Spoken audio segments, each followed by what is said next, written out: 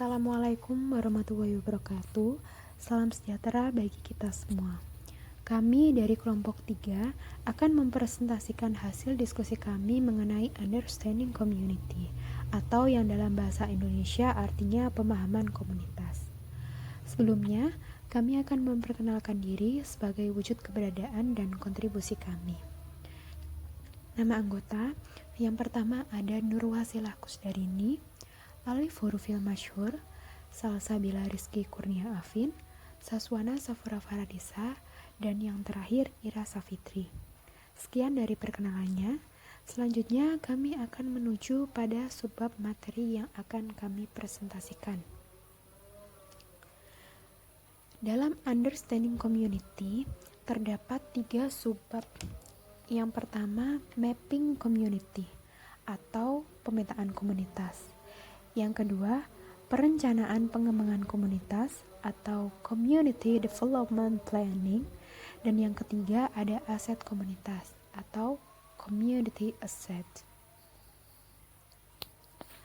Dalam mapping community, pemetaan komunitas ini kadang-kadang disebut pemetaan aset. Adalah segala hal yang melibatkan warga dalam mengidentifikasi aset lingkungan mereka, melihat peluang, dan membuat gambaran seperti apa mereka hidup di sana. Salah satu fungsi dari community mapping ini adalah memperbaiki dan meningkatkan keterlibatan publik dalam pemetaan. Dalam mapping community ini, ada 6 yang perlu diperhatikan. Yang pertama, lokasi. Jadi teman-teman, lokasi menjadi ketentuan awal kita dalam melakukan pemetaan komunitas, agar memudahkan kita dalam mengenal dan memberitahu daerah atau wilayah yang akan diteliti. Yang kedua, keamanan. Keselamatan tiap-tiap individu pada saat briefing tempat atau wilayah yang akan diteliti sangat penting untuk diperhatikan demi kelancaran bersama. Yang ketiga, batas. Yang dimaksud batas dalam hal ini adalah individu harus bisa memberikan patokan atau mendefinisikan wilayah atau lokasi yang diteliti agar tidak tercampur dengan wilayah lain yang tidak diteliti. Yang keempat, rute. Individu harus merencanakan rute atau jalan yang dilewati dalam kegiatan pemetaan komunitas ini, seperti kondisi jalan yang ditempuh, lamanya jalan yang ditempuh, efektifkah perjalanan yang dilalui, dan semacamnya. Hal ini dilakukan sama halnya yang disebutkan di awal, yaitu demi keselamatan dan keamanan tiap-tiap individunya. Yang kelima, sumber daya. Individu diharuskan dapat mengetahui, membagi, dan mendeskripsikan sumber daya, baik sumber daya manusia maupun aset alami yang dimiliki oleh grup atau komunitas yang diteliti. Yang keenam, umpan balik. Saat menyelesaikan rute, selalu disarankan untuk umpan balik ke grup yang dilibatkan terhadap kegiatan pemetaan Dalam The Community Mapping Toolkit tahun 2016, dijelaskan idealnya terdapat 3 grup yang terlibat dalam kegiatan meningkatkan kesejahteraan komunitas melalui pemetaan komunitas.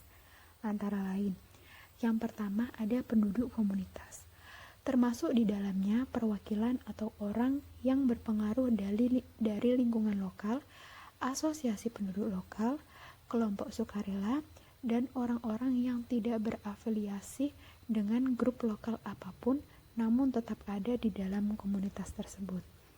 Maksud dari afiliasi di sini adalah alasan formal dan rasional mengapa orang tersebut mau bergabung di komunitas ini. Yang kedua, perwakilan terpilih, yaitu siapa saja yang memiliki pengaruh terhadap komunitas. Contohnya, kepala desa, ketua di komunitas, dan siapapun yang memiliki pengaruh besar pada kelompok tersebut. Melalui hal ini, diharapkan komunitas yang dibentuk di wilayah tersebut akan lebih diminati oleh masyarakatnya, sehingga tujuan pemanfaatan sumber daya alam dan sumber daya manusianya terlaksana dengan optimal. Dan tentunya disiplin, baik disiplin waktu maupun disiplin sosial yang dalam hubungannya dengan lingkungan.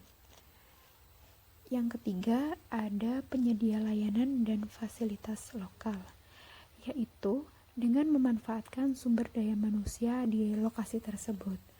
Misalnya, saat individu ingin meningkatkan harga jual ikan diselesaikan dengan membuat suatu produk khas, maka ia harus mengumpulkan nelayan-nelayan lokal dan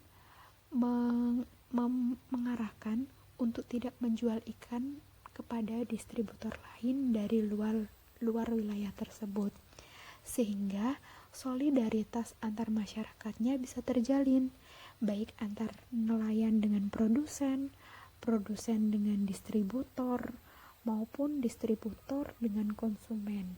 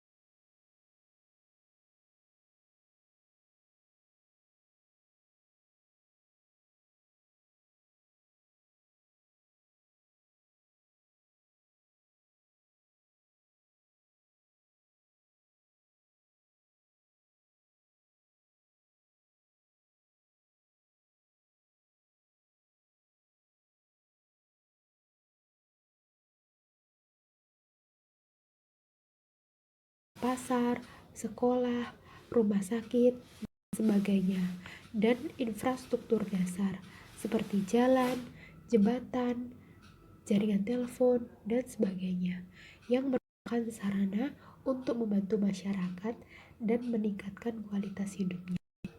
Adanya infrastruktur ini juga sebagai bukti nyata pemerintah dalam mengelola keuangan negara untuk kepentingan dan kebutuhan rakyat.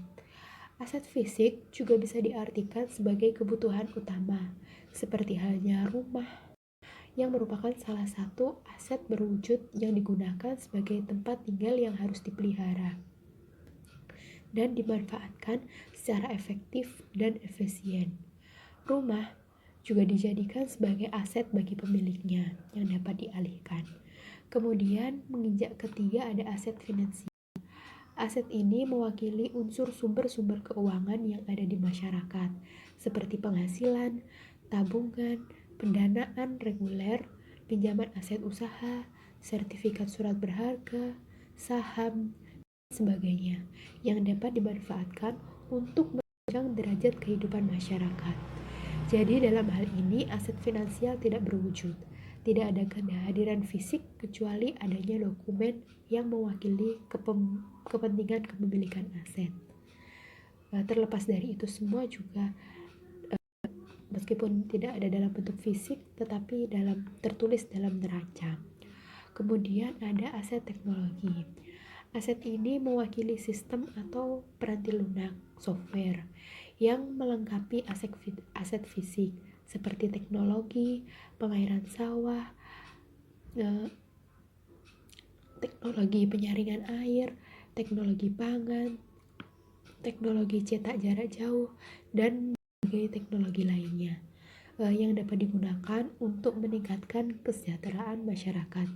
Misalnya, perusahaan dapat dikatakan memiliki aset-aset teknologi jika perusahaan tersebut melakukan investasi dalam pengetahuan maupun teknologi inti.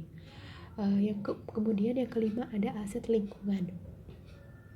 Aset ini mewakili sumber daya alam dan sumber daya hayati yang melingkupi suatu masyarakat.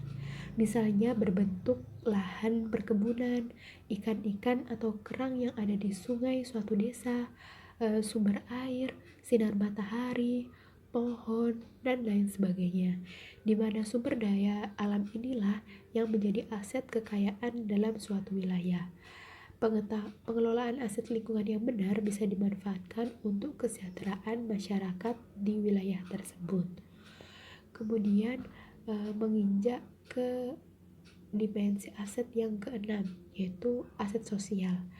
Aset sosial adalah sumber daya sosial seperti jaringan sosial, anggota kelompok, hubungan dan kepercayaan, akses yang luas terhadap institusi sosial.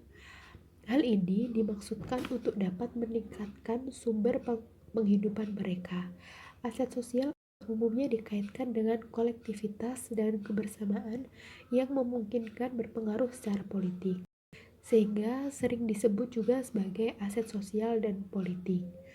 Contoh aset sosial yang ada di masyarakat seperti kelompok keagamaan yaitu NU, Muhammadiyah, Pemuda Katolik, dan lain-lain. Kemudian menginjak ke dimensi aset yang ketujuh, yaitu aset religius. Aset ini mengajarkan pada nilai-nilai yang penting dan menggairahkan hidup seperti nilai keimanan, kerelaan untuk berbagi dan saling mendoakan. Nilai yang lain adalah nilai budaya seperti menghormati orang tua dan menjalankan tradisi-tradisi lokal dalam menjalin kerukunan dan kebersamaan. Bisa juga diartikan sebagai upaya pemberian bantuan, empati, dan perhatian, kasih sayang, dan unsur utama dari kebijakan praktis. Mungkin hanya itu yang bisa kami sampaikan.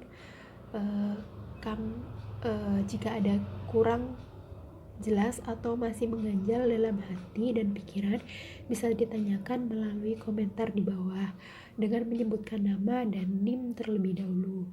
Kami juga akan sangat mengapresiasi bagi mahasiswa yang ikut memperjelas pertanyaan mahasiswa lain jika kami kurang memahami pertanyaan yang ditanyakan, ataupun ikut membantu menjawab pertanyaan-pertanyaan. Saya harap pertanyaan dan pernyataan yang kalian sampaikan bersifat membangun supaya diskusi berjalan lancar dan tertib, tidak mendiskriminasi atau memojokkan pihak lain. Kemudian saya serahkan kembali ke moderator.